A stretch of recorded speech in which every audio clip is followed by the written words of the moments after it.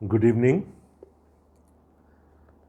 Bible study के सिलसिले में इन दिनों हम खुदावंद यीशु मसीह के सलीबी कलमात पर गौर कर रहे हैं और पिछली दो बाइबल स्टडीज़ में हमने पहले मुकद्दस लूका के इंजीली बयान से 3 कलमात खुदावंद यीशु मसीह के देखे।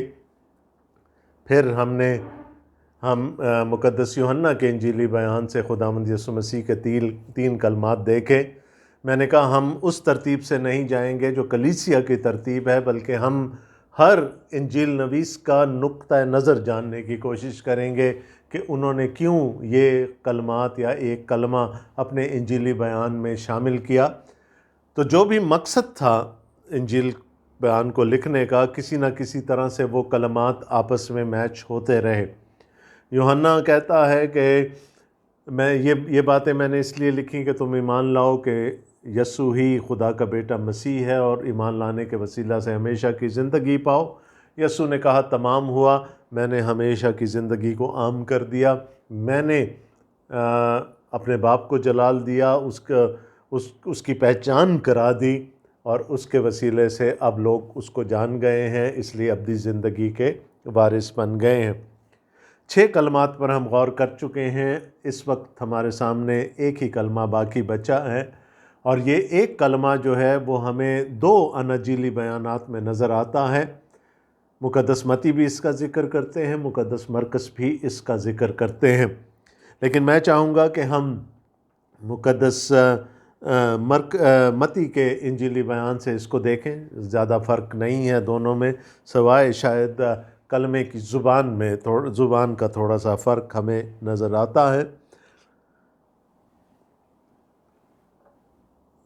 मेरे साथ देखिए मुकद्दस मत्ती का इंजीली बयान, उसका 27वां बाब और हम 45वीं आयत से देख रहे हैं। लेकिन मैं आपको इनकरेज करूंगा कि जब आप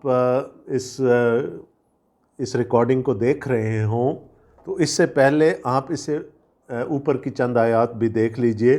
मेरी मुराद 32वीं आयत से लेकर 44वीं आयत तक है। मैं दोबारा इनको इसलिए नहीं पढ़ रहा कि हमने जब मुकद्दस लूका के इंजीली बयान में कलमात को देखा था तो यही बातें हमने की थी। और क्या था, 2 बदकार थे, किसी ने उनको डाकू कहा, लेकिन मैंने आपको बताया था वो गद्दार थे, रूमी हुकूमत के गद्दार थे। उनको यस्सु मसीह के दाएं बाएं मसलूब किया गया, यस्सु को भी गुलगत्ता के मकाम पर मसलूब कर दिया गया। अब जब खुदावंद यीशु मसीह सलीब से लटक रहे हैं तो जो राहगीर थे, आने जाने वाले थे, उन्होंने ठट्ठे करने शुरू कर दिए कि ये शख्स अपने आप को खुदा का बेटा कहता था, ये अपने आप को मसीह गर्दानता था, तो मसीह ऐसा तो नहीं हो सकता, हमें तो सलीब पर लटका हुआ मसीह नहीं चाहिए, हमें तो एक फतहमंद फातेह यस्सु चाहिए जो रूमी हुकूमत के ख़िलाफ़ बगावत का ऐलान कर दे। फिर हमने देखा कि ना सिर्फ वो ठट्ठा कर रहे हैं बल्कि रूमी सिपाही भी उस ठट्ठाबाजी में शामिल हो गए और उन्होंने भी डिफरेंट तरीक़ों से उनका ये यहूदियों का बादशाह है, ये अंजाम होता है यहूदियों के बादशाह का, क्योंकि ये कतबा यीशु मसीह की सलीब के ऊपर लगा हुआ था। उसके बाद फिर सरदार काहिन और फ़कीह हमें नज़र आते हैं ठट्ठाबाजी करते हुए और उन्होंने कहा इसने औरों को बचाया, अपने तई नहीं बचा सकता, ये तो इसराइल का बादशाह है, अब सलीब पर से उतर आए तो हम इस पर ईमान लाएं। तो ज़रा बैकड्रॉप में ये सारी बातें रखिएगा। वो जो डाकू था, वो जो गद्दार था, उनमें से भी एक ने यीशु पर फब्ती कसी थी। तो ये बैकड्रॉप है इस कलमे का। जो कॉन्टेक्स्ट हमें मुकद्दस मत्ती दे रहे हैं वो ये है कि यीशु सलीब पर हैं, आने जाने वाले लोग जो सलीब के नीचे खड़े हैं वो लोग रिडिक्यूल कर रहे हैं। He has become the sign of ridicule there। वो लोग यीशु पर तंज कर रहे हैं कि अगर तू वाकई ही नजात दहिंदा है तो अपने आप को तो पहले बचा, फिर तू हमें बचा सकेगा। Now this is the backdrop for this saying of our Lord Jesus Christ। लेकिन अगली आयत से हम शुरू करेंगे, यानी 45वीं आयत से, اور وہاں لکھا ہے اور دوپہر سے لے کر تیسرے پہر تک تمام ملک میں اندھیرا چھایا رہا۔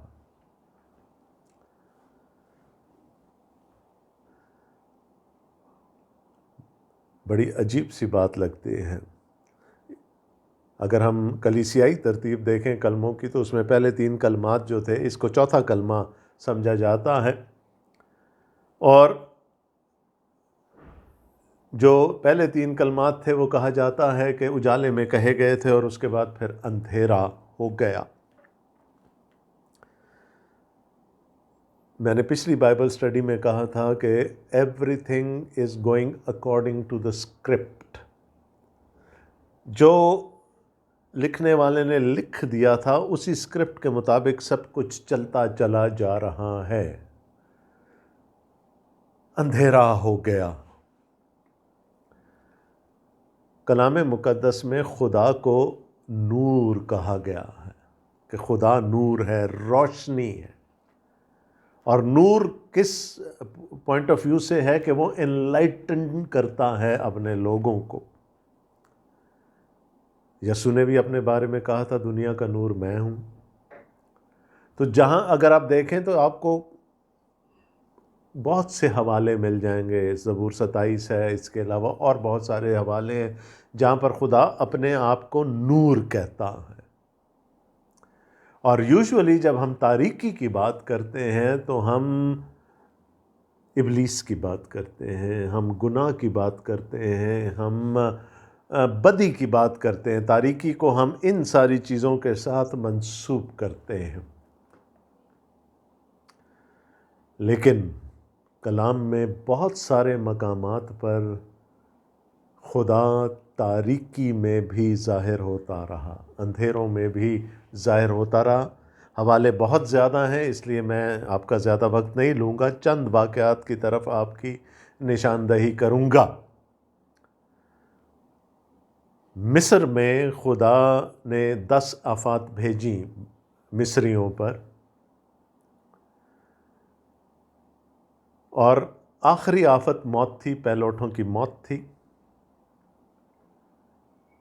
جب خدا مصر کی عدالت کرنے کے لیے آنے والا تھا، لیکن اس سے پہلے کیا ہوا؟ سارے ملک پر اندھیرا چھا گیا۔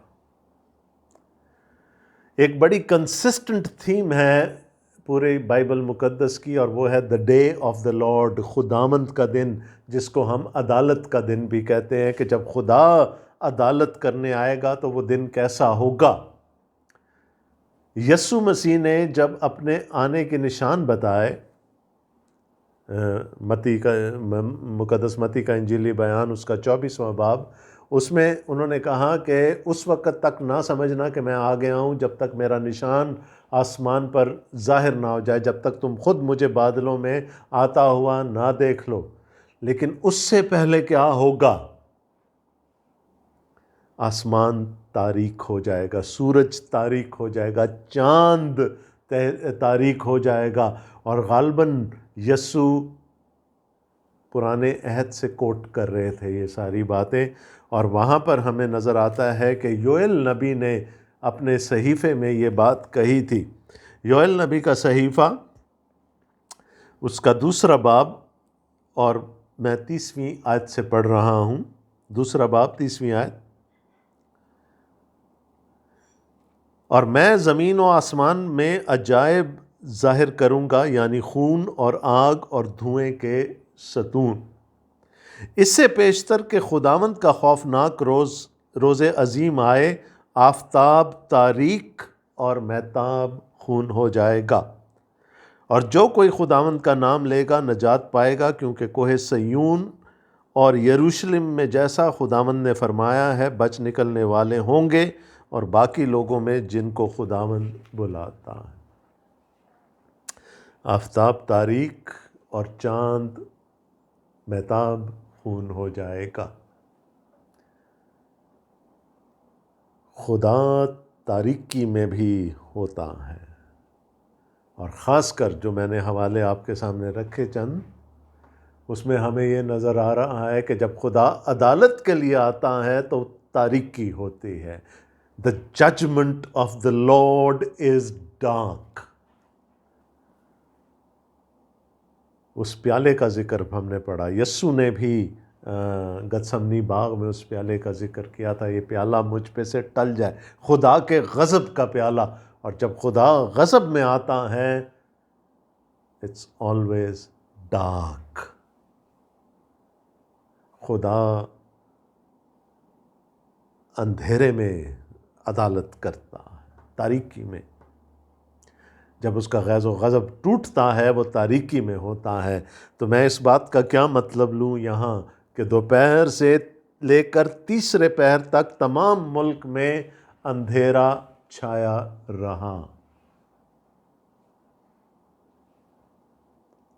खुदा उस वक़्त यरूशलेम की और उस मुल्क की अदालत करने के लिए उतरा था, और सबसे बड़ी अदालत वो उस गुनाह की अदालत करने के लिए उतरा था जो उसके बेटे ने अपने ऊपर लादा हुआ था।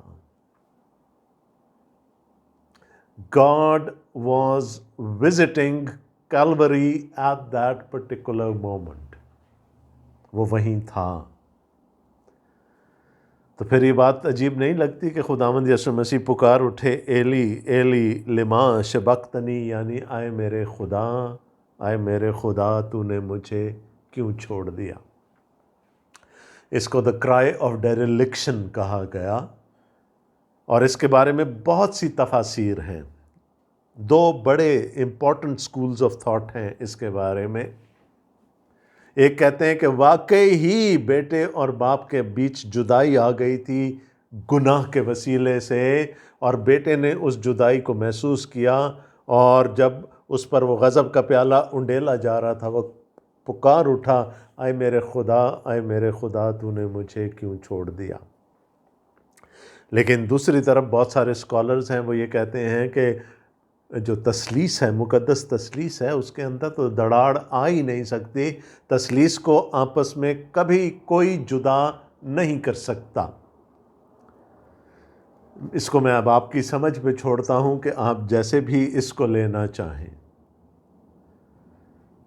जैसे मैंने कहा कि कुछ स्कॉलर्स कहते हैं this is a continuation of गतसमनी। जब गतसमनी में खुदावंद यीशु मसीह का पसीना खून की बूंदें बनकर टपक रहा था, वो इस रौत को, इस गज़ब को महसूस कर रहे थे। और 3 दफ़ा उन्होंने कहा कि ये प्याला मुझ पे से टल जाए। और यहाँ पर भी ये क्राई ऑफ एंग्विश जो है, क्राई ऑफ डेरिलिक्शन जो है, ये हमें ये बताती है कि ही वाज सफरिंग। वो सफ़र कर रहे थे मेरे गुनाह की वजह से, और अगर वो सफ़र ना करते तो फिर कफ़ारा मुकम्मल ना होता। लेकिन दूसरे तरफ क्या हम ये कह सकते हैं कि बाप और बेटे के दरमियान जुदाई आ गई थी? मुक़द्दस यूहन्ना का इंजीली बयान और उसका 16वां बाब मैं आपके लिए पढ़ना चाहूँगा। 16वें बाब की 32वीं आयत, यूहन्ना का इंजीली बयान उसका 16वां बाब और उसकी 32वीं आयत, जॉन चैप्टर 16 वर्स 32। देखो वो घड़ी आती है, बल्कि आ पहुंची है कि तुम सब परागंदा होकर अपने अपने घर की राह लोगे और मुझे अकेला छोड़ दोगे। वो घड़ी कौन सी घड़ी? सलीब। सलीब की घड़ी आ रही है, मैं मसलूब किया जाऊंगा और तुम सब परागंदा हो जाओगे और मुझे छोड़कर चले जाओगे। तो भी मैं अकेला नहीं हूँ, क्योंकि मेरा बाप मेरे साथ है। खुदावंद यीशु मसीह ने तो ये कहा था कि सब मुझे छोड़ दें, मेरा बाप कभी मुझे नहीं छोड़ने वाला। तो फिर वो यहाँ क्यों कहता है कि आए मेरे खुदा तूने मुझे क्यों छोड़ दिया? मैंने कहा एक तो वो तौजी है कि वाकई ही बाप और बेटे के दरमियान जुदाई आ गई थी, और उस गुनाह के वसीले से आई थी जो मेरा और आपका है। लेकिन अगर मैं ये कहूँ कि ऐसा हुआ, तो फिर क्या गुनाह में इतनी ताकत है कि वो बाप और बेटे को जुदा कर दे? शायद नहीं। तो दोनों तरफ के आर्गुमेंट्स हमारे सामने हैं। मैंने आप पर छोड़ दिया कि आप जिसको भी अपनाना चाहें। لیکن ابھی جو میں نے آپ کو بتایا، جب ملک پر اندھیرا چھایا رہا تو اس وقت باپ وہاں پر موجود ہے، وہ عدالت کر رہا ہے اس گناہ کی جو کہ یسوع پر لادا گیا تھا۔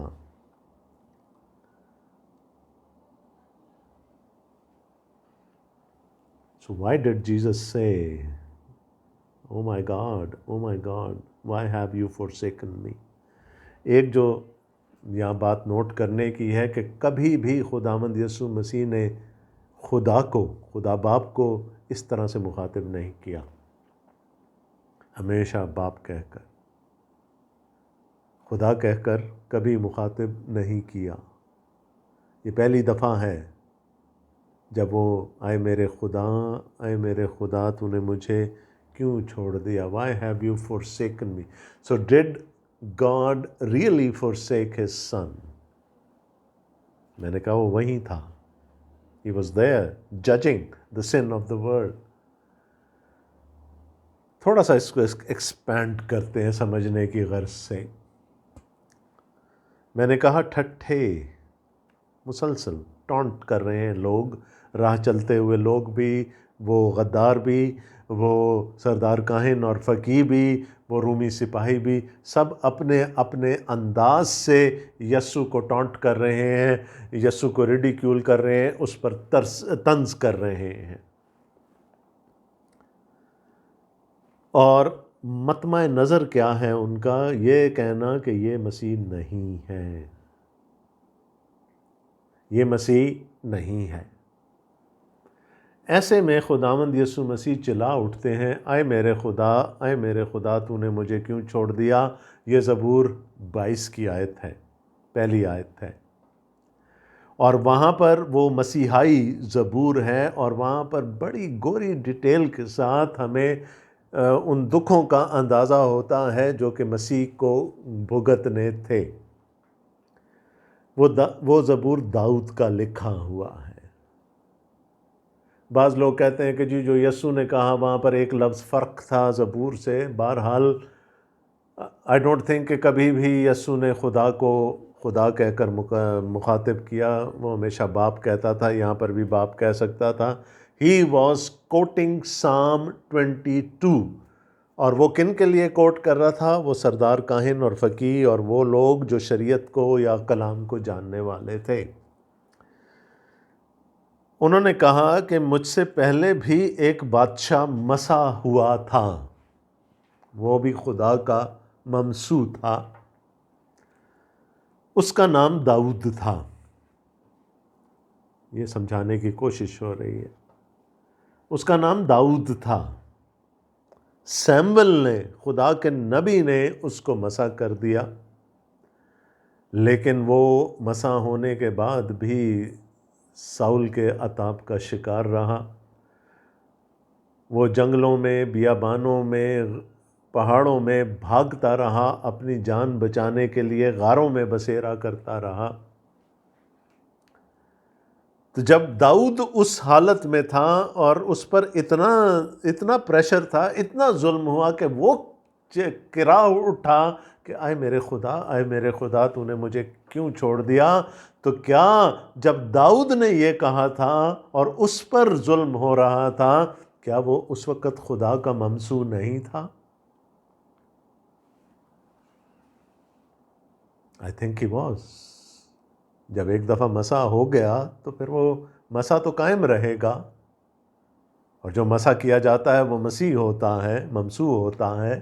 مسیح تو قائم رہا، وہ چاہے تخت پر نہیں بیٹھا تھا لیکن بادشاہ تو تھا، وہ خدا کا ممسوح بھی تھا۔ تو یسوع مسیح داؤد کی طرف، کیونکہ وہ خود ابن داؤد ہیں، وہ داؤد کی طرف اشارہ کر کے کہتے ہیں کہ جب وہ جنگلوں بیابانوں میں بھاگ رہا تھا تو تب بھی وہ خدا کا ممسوح تھا۔ تو اگر میں اس وقت صلیب پر لٹکا ہوا ہوں تو یقین کر لو کہ میں اس حالت میں بھی مسیح ہوں۔ دعویٰ کیا تھا؟ He is not the Messiah۔ یہ تو صلیب پر لٹک رہا ہے، He cannot be the Messiah۔ یسوع نے کہا میں چاہے صلیب پر لٹک رہا ہوں لیکن اس حالت میں بھی میں مسیح ہوں۔ جب ہم مقدس لوکا کے انجیلی بیان سے کلمات دیکھ رہے تو میں نے کہا خداوند یسوع مسیح نے اپنی اومنی پریزنس شو کر دی، بتا دیا کہ میں ہمہ جہاں ہوں، تو آج ہی میرے ساتھ فردوس میں ہوگا، چاہے میں خود اس رات پاتال میں ہوں گا لیکن میں فردوس میں بھی ہوں گا۔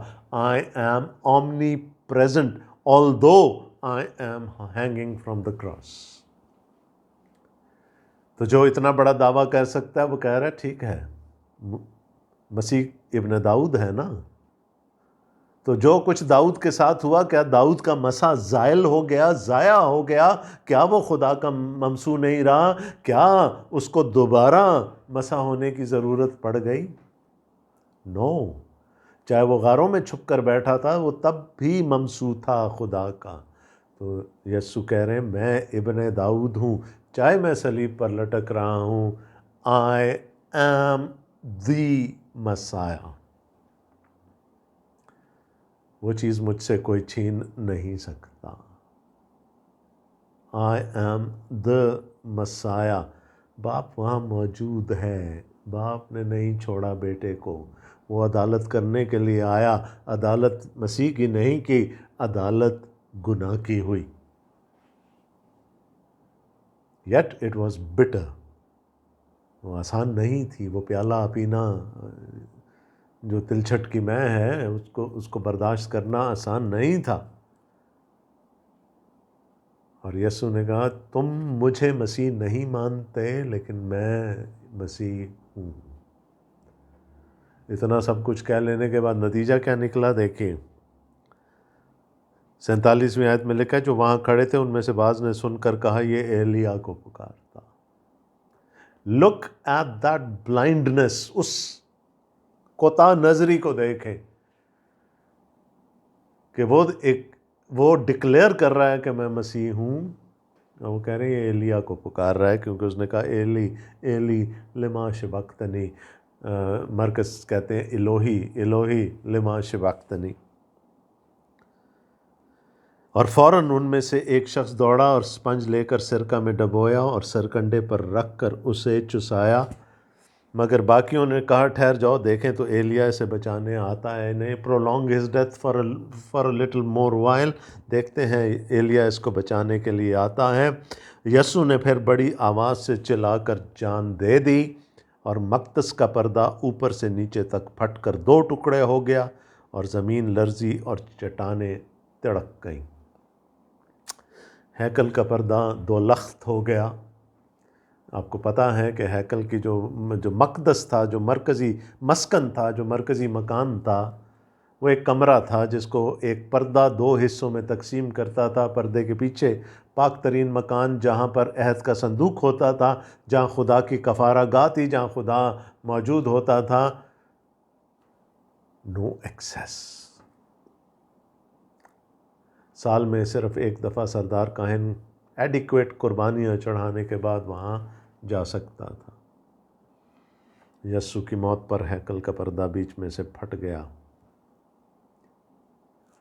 ایکسیس مل گئی لوگوں کو، کامن ہو گئی، خدا جو تھا وہ سب کے لیے ایکسیسیبل ہو گیا۔ یہ یسوع مسیح کی صلیب کا اعجاز ہے، یہ اس کی فضیلت ہے کہ اس کے وسیلے سے اب باپ تک ہماری رسائی ہو سکتی ہے۔ ایک شخص ہے جو یہاں نیچے بیٹھا ہوا ہے، باقی تو ٹھٹھے مار رہے ہیں، اتنی باتیں سننے کے بعد بھی کہتے ہیں شاید یہ ایلیا کو پکارتا۔ ایک شخص ہے جو نیچے بیٹھا ہوا ہے اور وہ ہے رومی حکومت کا صوبیدار، جس کو ڈیتھ کو ویریفائی کرنا تھا، جس کو یسوع مسیح کی موت پر سگنیچر کرنے تھے۔ رومی ہیں، اور 54 ورس میں لکھا ہے 54ویں آیت میں، پس صوبیدار اور جو اس کے ساتھ یسوع کی نگہبانی کرتے تھے پہنچال اور تمام ماجرا دیکھ کر بہت ہی ڈر کر کہنے لگے کہ بے شک یہ خدا کا بیٹا ہے۔ جن کو جاننا چاہیے تھا انہوں نے نہیں جاننا، شاید تھوڑی دیر پہلے یہ بھی ٹھٹھا کر رہا ہوگا کہ تو کیسا یہودیوں کا بادشاہ ہے، لیکن مان گیا کہ یہ واقع ہی خدا کا بیٹا ہے، اور یوں صلیب پر جو پہلی کنورژن ہوئی وہ غیر قوم میں سے تھی۔ یہ بھی صلیب کا اعجاز ہے، صلیب کی فضیلت ہے کہ جو کچھ یسوع کرنے کے لیے آیا تھا وہ ہو گیا۔ ایک رومی صوبے دار یسوع کو خدا کا بیٹا مان گیا، اور جس نے مان لیا کیا نجات اسے دور رہ سکتی ہے؟ تو وہ جو مشن تھا خدا کا، جو خدا نے ابراہم سے وعدہ کیا تھا، دنیا کے سب قبیلے تیرے وسیلے سے برکت پائیں گے، وہ صلیب پر آ کر مکمل ہو گیا۔ پہلا ایمان لانے والا شخص ایک غیر یہودی تھا۔ یسوع جو صلیب پر لٹکا ہوا ہے وہ تب بھی مسیح ہے۔ اسی لیے پولس رسول کہتا ہے کہ خدا نہ کرے کہ میں مسیح مصلوب کے علاوہ کسی اور چیز کی منادی کروں۔ He is the basis of our faith, the crucified Messiah۔ دنیا کے لیے ٹھوکر کا باعث ہے، دنیا کے نزدیک بے وقوفی ہے، بٹ جو ایمان لاتے ہیں ان کے لیے خدا کی قدرت ہے۔ خداوند آپ سب کو بڑی برکت دے، آمین۔